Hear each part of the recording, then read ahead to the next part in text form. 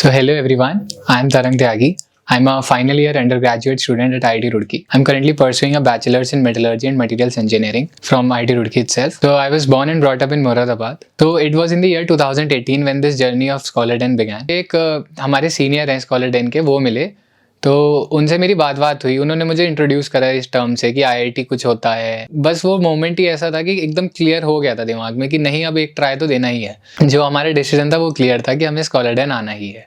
तो फिर जून 2018 में 21 जून, मुझे डेट आज तक याद है वो, उस दिन मेरी पहली क्लास थी स्कॉलर डेन की। और उस दिन मेरा एक बहुत अच्छा दोस्त बना जिसका नाम है आरुष प्रताप सिंह।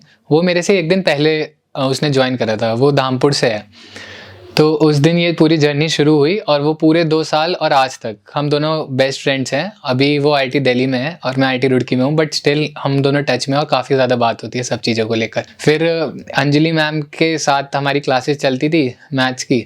तो अंजलि मैम ने फिर एक बहुत अच्छी एडवाइस दी थी शुरू की फर्स्ट या सेकंड क्लास में ही, जो मुझे आज तक याद है। और जब भी मुझे कोई जूनियर्स मिलते हैं तो मैं उनसे भी बस यही एक बात कन्वे करता हूँ कि अगर तुम्हें आईआईटी पहुँचना है तो तुम्हें कुछ अपना ज़्यादा दिमाग नहीं लगाना, ज़्यादा कुछ नहीं करना, बस जितना यहाँ इंस्ट्रक्शन मैं दे रही हूँ उसे फॉलो करो। और मैम की मेन एडवाइस थी कि जो भी आज तुमने पढ़ा पूरे दिन में, उसे जाकर घर पे सबसे पहले उसे रिवाइज करना है। तो बस मैंने इस चीज़ को तो समझ लिया था कि अगर मैम ने इतना कहा है तो इतना तो मैं कम से कम फॉलो कर ही सकता हूँ, और भी कुछ नहीं।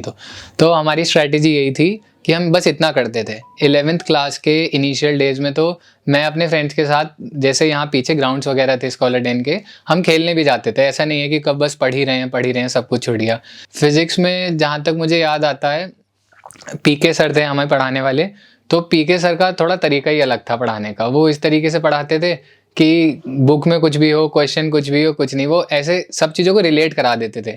कुछ भी बताना है तो रियल लाइफ एग्जांपल्स देते थे। और वो ज़्यादातर मेरे ख्याल से हिंदी में भी हमसे कम्युनिकेट करते थे, तो काफ़ी अच्छे से हम रिलेट कर पाते थे चीज़ों के साथ। और वो चीज़ एक बार दिमाग में बैठ जाती थी तो बैठ जाती थी। तो वहाँ अंजलि मैम का एक बहुत बड़ा रोल ये था हमारी लाइफ में कि उन्होंने हमें तैयार करा था 12th के लिए।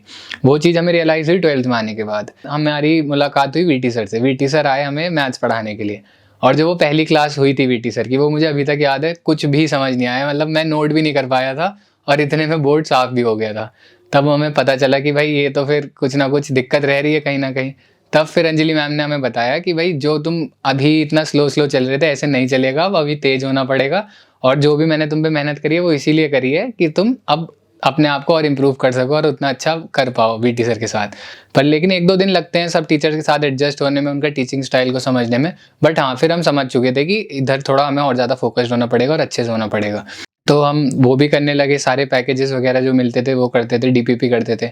बट हाँ, यही था मेन कि एक्स्ट्रा भी कुछ नहीं कि बहुत ज़्यादा प्रेशर ले लें। जो होमवर्क मिलता था वो करते थे, स्टडी प्लान्स हमारे होते थे वो करते थे, रेगुलर टेस्ट वगैरह होते रहते थे तो वो सब हम करते रहते थे।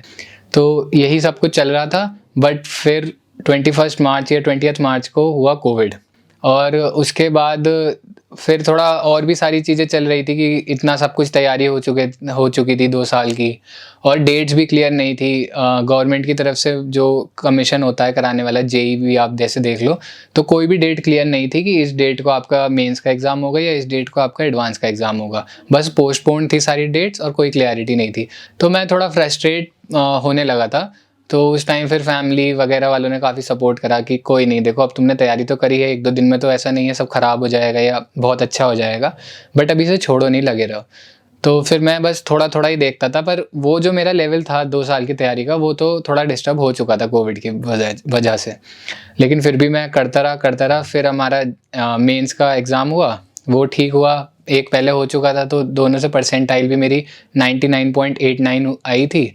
और फिर हमारा जो जेई एडवांस का एग्ज़ाम हुआ था 27 सितंबर को हुआ था शायद, तो वो हम दे के आए। अब रिज़ल्ट आया, मेरे पास किसी का मैसेज आया कि रिज़ल्ट आ चुका है, चेक कर लो एक बार। तो मैंने चेक करा तो मेरी रैंक आई थी 6772। अब बस मैं देख के काफ़ी खुश कि यार मुझे तो इतना एक्सपेक्टेड नहीं था उस टाइम। पहले अगर शायद आती बिना कोविड के तो मुझे बुरा लगता, लेकिन कोविड के बाद इतनी रैंक आने पे मैं खुश तो हुआ ही था कि मैं पूरी तैयारी छोड़ चुका हूँ 2 महीने से, उस लेवल की प्रिपरेशन नहीं रही, बट फिर भी एक डिसेंट रैंक आ चुकी थी। तो this is how everything happened at Scholars Den, and I really enjoyed the whole journey, and I would suggest any person who is looking up to come here, just follow the instructions whatever you are given here, because these people have a lot of experience with them. They have gone through this journey themselves, and they have also seen a number of people going through this journey, so they know specifically for which person which route is best and how should they go about it. So this is all I had to say for every one of you. Believe in yourself, follow the instructions, and you will be surprised when the results come out. अब अगर आप लोगों में से किसी ने भी IIT Roorkee की मेन बिल्डिंग को देखा होगा तो वो अपने आप में एक बहुत बड़ा मोटिवेशन है IIT रुड़की जाने का. हम भी जब देख रहे थे कि क्या क्या ऑप्शन है IITs के और कहाँ जा सकते हैं, तो जब भी IIT रुड़की का नाम आता था और वो बिल्डिंग दिखती थी तो लगता था यार यही जगह, यहाँ